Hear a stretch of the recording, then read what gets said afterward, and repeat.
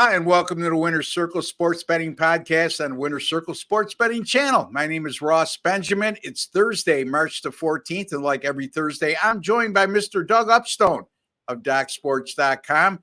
We are sponsored by GamblersWorld.net. You'll find me there along with 9 other great handicappers. Friendly reminder, folks, right at the top of the show, great specials going on right now, right through Selection Sunday. 3-day pass for each handicapper over at GamblersWorld.net, including yours truly. If you buy a 3-day pass for $99, we'll give you the 4th day free. So always good to get free stuff. And also, we continue to have our March Madness special, $249. We'll get you the rest of the conference tournament action, as well as the NCAA tournament, NIT, and CBI, all through those championship games as well. Doug, how are you? I'm doing well, Ross. Just as we sit here, as we're filming this, let's see here. It's mid-afternoon or early afternoon in the East Coast, earlier morning here, still on the West Coast, and we've already seen number 1 Toledo gone, number 1 Richmond gone in their particular conferences. So it's going to be could be a wild couple of days. Today's already gotten off to a great start. So hopefully we can nail down a couple of winners. And basketball, speaking of college basketball, I certainly haven't been doing great, but I have done better more recently. Got a winning record the last 9 days. So happy to report that. Trying to get some momentum building, as I've talked about. Also, some NBA action. Have done well in the NBA. Had a nice, easy winner again last night. To be perfectly honest, I had Denver. That's who I had. So that was an easy one. And the NHL, I don't know what else to say. This is one of those, Ross, that you always like. I don't know what to say, but 17-6 on best bets, almost 74%, up over $7,000 worth of profit based on how Doc's units work. And tonight, as a matter of fact, on Thursday, I have a 7-unit best bet going again. So just try and keep that train moving along the tracks, Ross. What about yourself? Yeah, I mean, I always love when you say, I can't explain it. 17-6, last 23. I can't explain it. I can explain it. You're pretty damn good, my friend. How's that?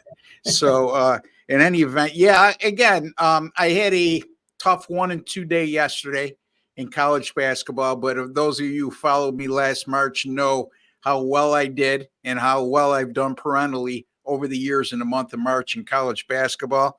Not only in the conference tournaments, but all the postseason tournaments, including the CBI, the NIT, and specifically the NCAA tournament.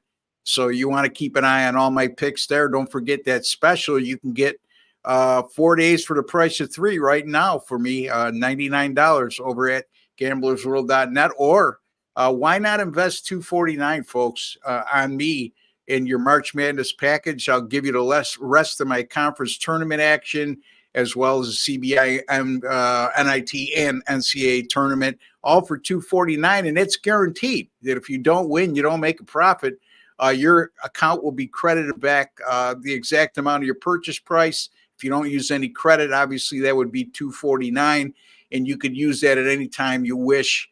On any one you wish. So hopefully that will be a moot point as it's been in recent years. But again, you have that assurance going forward. College basketball totals, 1-1 last night, still hitting around 62% on my college basketball totals. And that's since March 10th of 2022, folks. So that's a volume of plays. That's a real good winning percentage and over a long course of time. And when that happens, you can't deem that to be a fluke. In any event, let's get to the games we have today. We're going to be looking at Big 12 tournament action as Iowa State takes on Kansas State, who upset Texas yesterday, and Baylor takes on Cincinnati, who blew out a shorthanded Kansas team yesterday as well. So two teams coming, two teams. The one is an underdog yesterday against two teams that are higher seeded and had a bye. Let's start with you, Doug. Kansas State showed a lot yesterday coming back in a game against Texas where a lot of people left them for dead. But they're up against it. They're going to be facing an Iowa State team that shuts people down defensively. And as we've alluded to on several occasions over the last couple of weeks, the only thing that stops a lot of us from really saying, hey, Kansas State, they should be an NCAA tournament team, is they go through lulls where they don't score. Now, that wasn't the case yesterday, but right now, Iowa State's a 7.5-point favorite, and that total is 132.5. And to me, that point spread speaks volumes. Yes, so this will be the third game of the quarterfinals. In fact, as we're doing this right now, BYU is getting blown out by Texas Tech, as a matter of fact, as we're doing this now. Iowa State is the 2 seed. As you mentioned, Kansas State's 10 seed. Kansas State, well, I don't know if it was Kansas State or if it was Texas yesterday, Ross, to tell you the truth. I mean, here Texas was up 10 points at the half. But as we have become accustomed to from the school from Austin, Texas, is that they're not always clutch. Okay. It doesn't seem to matter the sport. Okay. Now, yes, last year they finally did something. They got to the national semifinals in college football. But yesterday, 10-point lead, couldn't make it hold up, shot 29% in the second half. That's just bad news. That lifted K-State to 5-10 straight up and 9-6 against the spread in away games. But they'll have to do much better protecting the ball, because on the season they are averaging 16 turnovers and they're playing that suffocating Iowa State defense. Now, Cyclones number 2 in defense at KenPom, adjusted defense. If you go to field goal percentage, they're number 3 nationally. Yet, as good as those numbers are, if you go just a little bit deeper, and these aren't bad numbers, mind you, number 58 in 2-point field goal percentage for the Cyclones, and number 74. Okay, in 3-point percentage defense, field goal percentage defense. So strong, but not elite. But overall, they are very good. And why are they overall so good? Because they force 18 turnovers a game. Okay, they just stifle the opponent, and they also then convert those turnovers at a very high rate. The other thing that comes into this one, I think Iowa State, we're already seeing today some teams not maybe necessarily focused right from the start of these quarterfinals for the first game. Shouldn't be a problem for Iowa State, because they just lost to Kansas State last Saturday in Manhattan. So in this one, I think the situation favors Iowa State there. And then I believe also, so does the total. The total is at 132.5. And this season, Iowa State is 13-4 against the number, when the total is 130 to 139.5, winning by 16.3 points per game. Give me the Cyclones, Ross. Get the job done against the Kansas State ball club. I don't have a strong opinion on this game, but if I had a lean, I would agree with Doug. And, not only you talked about Iowa State, their 2-point, 3-point defense doesn't match up with their number 2 overall adjusted defensive efficiency nationally at KenPom. But the bottom line is, the other factor to keep in mind, folks, is this is a very tough team to come from behind on. I know that Kansas State was able to do that against Texas yesterday, but Texas plays more of an up-tempo style. Iowa State makes the games as boring as they possibly can. They utilize the shot clock to the nth degree. So when you get behind on Iowa State, the combination of their stingy defense and ball possession on offense and their ability to turn people over makes for a game at the end, which you say Iowa State won this game by 12. How did they do that? Look at the box score. Well, they're a very, very underrated team in my opinion, and a team that could go make a deep run in the NCAA tournament because of it. The only flaw I would say, if there is one, is their offensive numbers leave a little bit to be desired, but I still think they're good enough to win and win big. Not only win big, but go deep in the NCAA tournament. How's that? And I like them against Kansas State tonight with Doug. Bottom line is, Kansas State is a team, like I said, that offensively they struggle to score at times, and this just doesn't seem like a very good matchup. And then you look at Kansas State's laying 7.5, and the total is so low at 132.5. I don't think that they're expecting Iowa State to score in the 50s. I think they're expecting Kansas State to score in the high 50s, low 60s. And if that occurs, I certainly like Doug's chances in that regard. Anything else you want to add to that, Doug? No, that you wrapped it up very nicely, Mr. Benjamin. So proceed with Baylor and Cincinnati. Yeah, Cincinnati.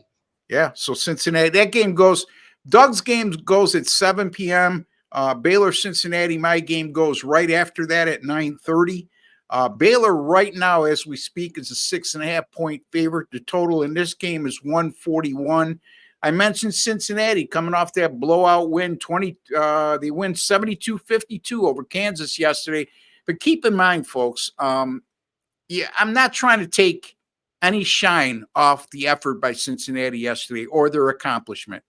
But they were without Hunter Dickinson yesterday, Kansas, and also their star guard McCullers, and those are the two top scorers for Kansas and two of the top scorers in the Big 12 in general. So, they did what they had to do. They won the game. They won it decisively. But still, that's a real confidence and momentum builder. And also, you look at the one matchup they had with Baylor this year. It came at Baylor, and they only lost that game by 3, so they were right there. Baylor, defensively, I've mentioned this time and time again. I am not as high on Baylor as a lot of people are nationally. I think the biggest detriment that Baylor has is they still have some defensive flaws that can be exposed against quality opposition. Cincinnati has averaged 79 points per game over their last 5. Now, granted, 2 of those games were against West Virginia, but they put up 72 on a good defensive team from Kansas. But, yeah, Kansas was shorthanded. My point being is before you Baylor fans jump all over me and say, no way Cincinnati is going to beat Baylor in this game, keep in mind this is a sports betting show. So our job is to beat the number. And I'm going to like Cincinnati here, plus the 6.5 against Baylor. And to add a little more spice, Cincinnati this year, and probably a lot of people out there don't realize that, they're 7-1 against the spread as an underdog. So they've been a very good underdog betting value all year long. I think they'll continue to be here. I'm not going to go out on a limb and call for an outright upset here, Doug, but I certainly like Cincinnati to stay inside the number here and take the Bearcats plus 6.5 over Baylor. Well, right now, Ross, I feel like if you watch the Oscars, if anybody watched the Oscars, I feel a little bit like Jimmy Kimmel, because where Jimmy Kimmel had to fill time at the Oscars. Well, Ross has most of my points, so I got to fill time now. He's asking me what I think about this game, but I agree with Ross this time. And the 7-1 underdog record certainly is of note.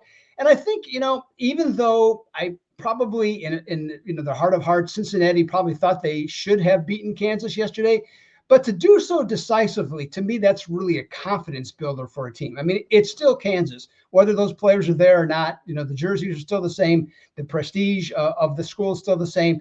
So I think that has to make them feel really good about it. And, the one thing, Ross and I talked about this, I think it was a week or so, whenever it was, recently, about Baylor. Baylor does have some defensive weaknesses, as Ross mentioned, and where they have shined defensively is primarily when they went to that 1-3-1 as a change-up zone. But, that's not always going to work, and teams now are facing more of that. And this defense, in terms of its length for Baylor, like their championship team, for example, of a few years ago, those guys, they had a great deal of length, had superior quickness. So, there was a lot to like about that Baylor team. Some of those same things I don't think correlate over into this group. So, Ross, I'm going to go with you here. I'm going to take I think 6.5 points on this one and go with the Bearcats to get the job done. All right, Cincinnati plus 6.5. Iowa State minus 7.5. Those are our free picks for Thursday, March 14th. Doug, one question. That 1-3-1 zone, how much of that where it was initially effective is the fact that teams weren't prepared to play against it? Baylor hadn't showed that all year. Yeah, Baylor has shown it over the years from time to time, and for them it's a really good defense. But now I'm gonna cross over into something that's a little bit different here. But to me, and this is how I used to coach AAU basketball and stuff and all this nonsense and stuff years ago. And to me, the 1-3-1 zone is one of the easiest things to break if you get the ball to the corners. And that's the number one thing, because those wing players always have to then run down to get to it. And so if you put your 2 best 3-point shooters in the corners, you can beat that zone all day long. Okay, Yeah. so that's one of the things. And even if they drop down, you can also do something to where you can get the ball to the middle, get it right back to the paint because you got a voided area. So it can be taken advantage of. But, teams don't spend a lot of times, any team doesn't spend a lot of time playing against zone defenses. So they're just unfamiliar. The players become uncomfortable with it. But in this case, Cincinnati does have some pretty good shooters, and they got some shooters with some size. And so if Baylor decides to do that, I think if they drop those guys into the corners, I think they can exploit it. Yeah, and if you have a point guard that has the ability to break a defense down, even Right. a 1-3-1 and penetrate a little bit, and then dish Yep. to those corner shooters, you're even more so at a distinct advantage. And same thing with a 2-3 zone. I think that teams don't play against it enough, but you have to utilize that spot right around the free throw line with your big man. Get the big man right in that slot right there, dish him the ball. He could either turn and shoot, he could turn and drive, or he could kick when they collapse. So coaching points from Ross Benjamin and Doug Upstone. Not only handicappers, but coaches as well.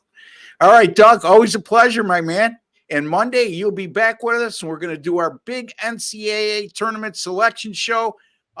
Each one of us will be covering a specific region, and then we're going to give out our sleeper picks in each region, a possible upset in round one, all kinds of good stuff like that. And Doug and myself will be joined by Sean Higgs and Jesse Schule on that show as well. So look forward to that, folks. 1:30 p.m. Eastern time on Monday. We'll go live. Also, folks, we will have that on archive. So just remember, when you go to the Winners Cirlce Sports Betting channel, you'll see all the archives right there for you. With live shows, you have to click on that live icon on the top of the page, and that'll take you to all the archive versions of our live shows as well. So, all right, Doug, always a pleasure, my man. Enjoy the weather. Have a great weekend. Knock 'em dead. Until the next time, for Doug Upstone and Ross Benjamin, take care and God bless, folks.